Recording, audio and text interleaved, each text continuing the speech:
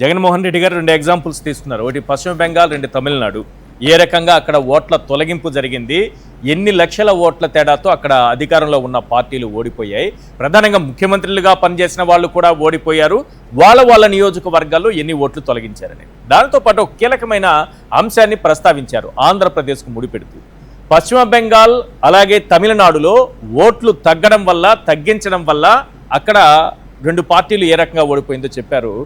ఆంధ్రప్రదేశ్లో ఓట్లు పెరగడం వల్ల వైఎస్ఆర్సీపీ ఎలా నష్టపోయిందో చెప్పారు. నిజానికి ఓట్లు తగ్గడం వల్ల పెరగడం వల్ల జరిగే నష్టాలకు సంబంధించి జగన్మోహన్ రెడ్డి గారు ఒక క్లియర్ కట్ దిశానిర్దేశం చేశారు అని అనుకోవచ్చా? ఖచ్చితంగా సార్, ఖచ్చితంగా. గతంలో జరిగినటువంటి తప్పిదాలని మళ్ళీ రిపీట్ కాకుండా చేసుకోవాలనేటటువంటి ఒక తపన. రెండవది, ఇందాక వారు పురుషోత్తం రెడ్డి గారు చెప్పినట్టుగా వైఎస్ఆర్ కాంగ్రెస్ పార్టీ అప్రమత్తంగా లేదు అనేదాన్ని నేను ఏకీభవించట్లేదు. ఎందుకంటే ఎక్కడో పోలింగ్ స్టేషన్లో ఎవరో తప్పు చేస్తూ ఉంటే అసలు అది జరిగిందా లేదా అనే అనుమానం ఉన్నప్పుడు, అంటే పోలే జరగలేదు వాళ్ళు వేసుకున్నారు అనేది కదా అనుమానం. అవును, జనం వెళ్ళేసి బూతుల్లో నిలబడి ఓట్లేసినటువంటి ఓట్లు కాదు కదా. ఆ టైంలో 2 గంటల సమయంలో ఎన్ని బూతుల్లో పోలింగ్ అయిందంటే వీడియోలు ఇవ్వలేనటువంటి ఈసీ, ఎలక్షన్ కమిషన్, అలాగే అనుమానాలు వచ్చినటువంటి బూతుల్లో వీవీప్యాట్లను తగలబెట్టినటువంటి సంఘటనలు అన్ని మొత్తం రాష్ట్ర వ్యాప్తంగా మేము బయట పెట్టినటువంటి అనేక అంశాలకి అసలు వీవీప్యాట్ స్లిప్లే లేకుండా అదే ఎస్ అంటే రాష్ట్ర వ్యాప్తంగా తగలబెట్టడానికి కారణాలు ఎందుకో కూడా చెప్పలేదు ఎలక్షన్ కమిషన్. సో ఇలాంటివన్నీ కూడా పోలింగ్ కౌంటింగ్ మధ్యలో ఈవీఎంలో ఛార్జింగ్ సరిగా 100% వెళ్ళిపోవడం, ఎవరు దాన్ని నివృత్తి చేయలేదు, వెళ్ళిపోవడం. అనేక అనుమానాలు ఉన్నాయి. ఇవాళ చాలా స్పష్టంగా చెప్పారు. వాళ్ళు లోకల్ బాడీ ఎలక్షన్స్కి వచ్చేటప్పటికి అది నార్మల్గా జరిగేటటువంటి ఎలక్షన్ కాబట్టి, వివిప్యాట్లతో కాకుండా నార్మల్గా జరిగేటటువంటి ఎలక్షన్స్ కాబట్టి ఆ సమస్య ఈ లోకల్ బాడీ ఎలక్షన్స్కి ఉత్పన్నం కాకపోవచ్చు. అయితే ఎస్ఐఆర్ అనేటటువంటి వ్యవహారంలో కేంద్ర ప్రభుత్వంతో పాటు కలిసి ఉన్నటువంటి పార్టీలు చేస్తున్నటువంటి దుర్మార్గాలను మాత్రం ఇవాళ కళ్ళకు కట్టినట్టుగా శ్రీ జగన్మోహన్ రెడ్డి గారు చూపించడం జరిగింది. ప్రతి ఒక్క బూత్ లెవెల్ ఏజెంట్ ఎవరైతే వైఎస్ఆర్ కాంగ్రెస్ పార్టీ తరఫు నుంచి మేము ఏర్పాటు చేసుకున్నామో వాళ్ళు ఈ యొక్క అవగాహన కలిగించటం కోసం, వాళ్ళకి అవగాహన రావటం కోసం మేము మీటింగ్స్ కూడా కండక్ట్ చేస్తున్నాం. వైఎస్ఆర్ కాంగ్రెస్ పార్టీకి సంబంధించినటువంటి ఇన్ఛార్జిగా ఉన్నటువంటి ఎమ్మెల్యే అభ్యర్థులందరూ కూడా దీన్ని చాలా సీరియస్గా తీసుకొని గ్రౌండ్ లెవెల్లో ఈ వర్క్ చేస్తున్నాము. గతంలో చంద్రబాబు నాయుడు గారు చేసి, అంటే మీరు కుప్పాంది కూడా మీరు పులివెందులది ఒక ఎగ్జాంపుల్గా చెప్పారు. పులివెందుల సమయంలో ఎవరు ప్రజాస్వామ్యంలో అంత దిగజారి ముఖ్యమంత్రిగా ఉన్నటువంటి వ్యక్తి చెయ్యడు కదా. పక్కన ఊరోళ్ళని తీసుకొచ్చేసి జమ్మల మడుగోళ్ళు వచ్చేసి పులివెందుల్లో ఓట్లు వేసినటువంటి ఆ విజువల్స్ను కూడా మనం గమనించాం. ప్రజాస్వామ్యంలో ఈ రకమైనటువంటి ఒక ముఖ్యమంత్రిగా పదవి ఉన్నటువంటి వ్యక్తి వ్యవహరించినటువంటి తీరు గతంలో ఎప్పుడు చూడలా. అందుకే అప్రమత్తంగా లేము. ఇప్పుడున్నాం. అంత బరి తెగించారు కాబట్టి ఇవాళ మేము కూడా సిద్ధంగా ఉన్నాం. వైఎస్ఆర్ కాంగ్రెస్ పార్టీ 40% ఓటింగ్ కలిగినటువంటి ఏకైక పార్టీ ఆంధ్ర రాష్ట్రంలో. ఇంకే పార్టీకి అంత పర్సెంటేజ్ లేదు. వాళ్ళు కలిసికట్టుగా గుంపులుగా వచ్చి ఆ పర్సెంటేజ్ సాధించగలిగారు తప్ప సింగిల్గా రాలా. ఇవాళ మనం చూస్తున్నాం గొడవలు జనసేనలో, తెలుగుదేశం పార్టీలో, బీజేపీలో వాళ్ళు కొట్టుకుంటున్నటువంటి విధానాలు చూస్తున్నాం. జనసేన పార్టీ నాయకులకు సంబంధించి వాళ్ళ గోడు వెళ్ళబుచ్చుకుంటున్నటువంటి పరిస్థితి. దాసర్ రాము గారు లాంటి వాళ్ళు కూడా మా కమ్యూనిటీకి ఇంత నష్టం జరుగుతుంది, ఈ పవన్ కళ్యాణ్ అనేటటువంటి వ్యక్తి మమ్మల్ని ఓటర్లుగా చూశాడు తప్ప మనుషులుగా చూడట్లేదని మాట్లాడుతున్నటువంటి సంఘటనలు ఇవన్నీ కూడా ఒక పక్కనగా పెడితే వైఎస్ఆర్ కాంగ్రెస్ పార్టీకి 40% ఓటింగ్ ఉన్నటువంటి పార్టీ. మా క్యాడర్ సంసిద్ధంగా ఉంది. గతంలో మేము ఎలక్షన్ చేసినప్పుడు 40% ఓటింగ్ వచ్చినప్పుడు మా నాయకులు చేసినటువంటి ఎలక్షన్ అది. ఇవాళ ఇంకా బలంగా, ఇంకా దెబ్బతిన్నటువంటి వ్యక్తులం మేము. మాకు గ్రామాల్లో ఉన్నటువంటి సమస్యలు ఏంటో తెలుసు. గ్రామంలో ఏ విధంగా మేము మోసపోయామో తెలుసు. ఓటర్లని ఏ విధంగా మభ్యపెట్టారో తెలుసు. ఈరోజు లోకల్ బాడీ ఎలక్షన్స్లో వాళ్ళ అధికారాన్ని అడ్డం పెట్టుకొని చెయ్యాలని ఆలోచిస్తారని మేము తెలుసుకున్నాం కాబట్టే అప్రమత్తంగా ఉన్నాం. మీటింగుల మీద మీటింగులు కండక్ట్ చేసుకుంటున్నాం.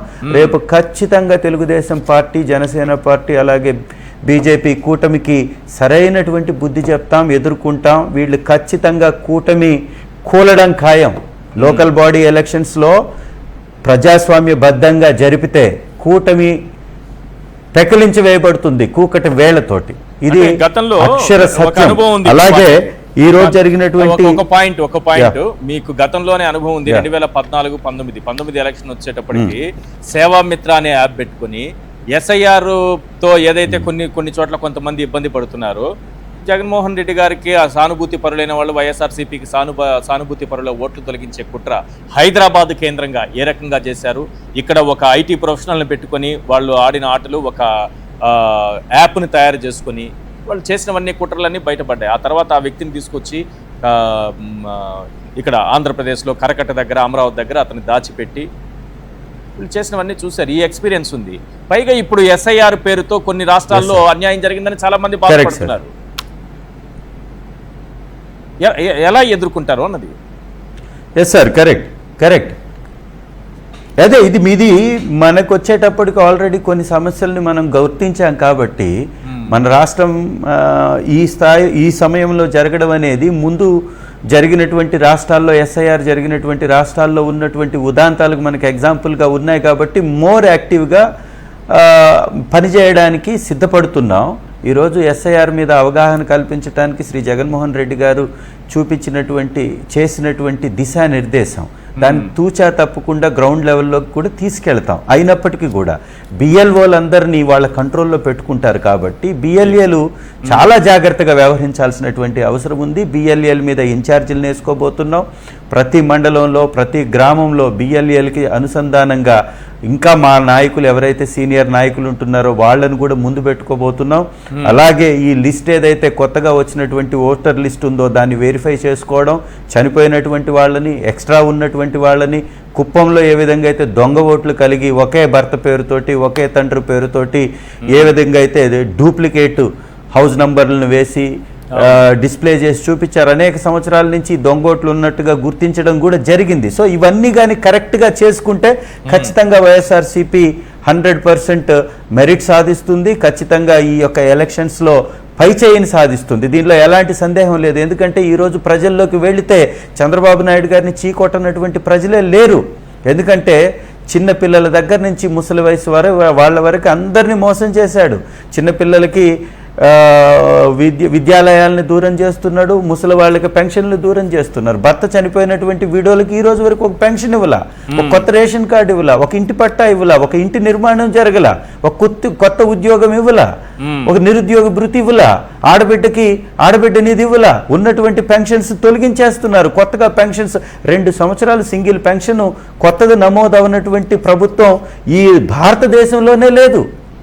ఇంత అన్యాయం, ఇంత దారుణం. గ్రామాల్లోకి వెళితే వీళ్ళని తరుపుకునేటటువంటి పరిస్థితి గ్రామాల్లో ఉంది. కాబట్టి ఎలక్షన్స్లో కానీ వీళ్ళు పారదర్శకంగా ఎలక్షన్స్ చేస్తే గెలవరు. కాబట్టి ఖచ్చితంగా దాడులకు తెగబడేటటువంటి అవకాశాలు ఉన్నాయి. వైఎస్ఆర్ కాంగ్రెస్ పార్టీ శ్రేణులుగా మేమందరం దాన్ని ఎదుర్కోవడానికి సిద్ధంగా ఉన్నాం, బయట పెట్టడానికి సిద్ధంగా ఉన్నాం. అధికారులు కూడా ఒంటెద్దు పోకడలు పోకుండా ప్రజాస్వామ్యాన్ని కాపాడాల్సినటువంటి బాధ్యత వారిపై ఉంది. కాబట్టి BLOలుగా ఎవరైతే వేసుకున్నారో వాళ్ళు కూడా ప్రజాస్వామ్యాన్ని కాపాడాల్సినటువంటి అవసరం ఉంది. ఒకవేళ అడ్డం తిరిగి చేసేటటువంటి అధికారం ఉంటే ఖచ్చితంగా అడ్డుకుంటాం. ఎందుకంటే మేము బలమైనటువంటి పార్టీ, బలమైనటువంటి ప్రతిపక్ష పార్టీ. కాబట్టి అట్లాంటి జరిగేటటువంటి అవకాశాలని నిలువరించడానికి మా వంతుగా మేము కృషి చేస్తాం. ఖచ్చితంగా వైఎస్ఆర్సీపీ జెండా రాబోయే ఎలక్షన్స్ లో ఎగరబోతుంది. స్థానిక సంస్థలు కావచ్చు, జనరల్ ఎలక్షన్స్ కావచ్చు, సిద్ధంగా ఉన్నాం. దెబ్బతిన్నటువంటి వాళ్ళం కాబట్టి కసితో పోరాడతాం, కసితో పనిచేస్తాం. మీ వేదికగా కూడా వైఎస్ఆర్ కాంగ్రెస్ పార్టీ శ్రేణులకు కూడా పిలిపిస్తున్నాం. ప్రతి ఒక్కరూ అప్రమత్తంగా ఉండాల్సినటువంటి అవసరం ఉంది. ఎందుకంటే మేకవన్ని పులులు వీళ్ళు. చంద్రబాబు నాయుడు గారు తను వేసేటటువంటి వేషాలు, తను మార్చేటటువంటి ఆ యొక్క విధానాలు, ఊసరవల్లులు కూడా ఊరేసుకునేటటువంటి పర్ఫార్మెన్స్లు, ఇవ్వనటువంటి పథకాలు ఇచ్చామని ఊదరగొడుతున్నటువంటి ఈ ప్రచార డాబు, ఇవన్నీ కూడా నిజంగా కూడా ఆందోళనకరమైనటువంటి అంశాలే. రైతులను మోసం చేస్తూ రైతులకు ఏదో ఇచ్చామని చెప్తాడు. ప్రజలను మోసం చేస్తూ, నిరుద్యోగులను మోసం చేస్తూ, నిరుద్యోగ భృతి ఇవ్వకుండా సూపర్ 6 ఇచ్చేసానని చెప్తాడు. సో వీటన్నిటి మీద కూడా విస్తృతమైన ప్రచారం చేయడానికే ఈ 2 ఏళ్లలో జరిగినటువంటి మోసాలు, చేసినటువంటి మోసాలు, కూటమి పార్టీ ద్వారా ప్రజలు నష్టపోయినటువంటి విషయాలను కూడా వారికి చేరవేసేటటువంటి కార్యక్రమాన్ని కూడా చేపట్టాం. కాబట్టి 2 అంశాలు, ఇటు బిఎల్ఏలతోటి ఈ ఎస్ఐఆర్ని దాటేటటువంటి కార్యక్రమం కావచ్చు, అదేవిధంగా చంద్రబాబు నాయుడు గారి ఫెయిల్యూర్స్ని ప్రజల్లోకి తీసుకెళ్లడం కావచ్చు, ఇవి రెండింటిని కలిపి సక్సెస్ఫుల్గా మేము ప్రజల్లోకి తీసుకెళ్లి ఈ జనరల్ ఎలక్షన్స్లో, రాబోయే ఈ లోకల్ బాడీ ఎలక్షన్స్లో విజయాన్ని ఖచ్చితంగా సాధిస్తాం. రైట్.